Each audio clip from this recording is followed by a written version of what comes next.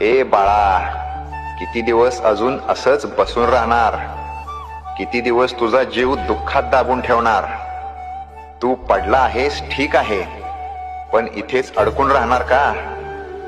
मी सांगतो, तुझ्यात आग आहे.